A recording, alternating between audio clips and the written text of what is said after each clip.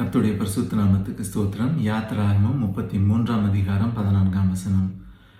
கர்த்தர் மோசேயை நோக்கி என்னுடைய ஜனங்களை அழைத்து கொண்டு போ என்று சொல்லும் பொழுது அவர் கர்த்தரிடத்திலே வாக்குத்தத்தத்தை கேட்கிறார்.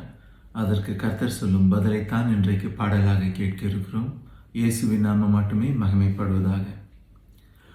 அதற்கு அவர், என் சமூகம் உனக்கு முன்பாக செல்லும், நான் உனக்கு இளைப்பாறுதல் தருவேன் என்றார்.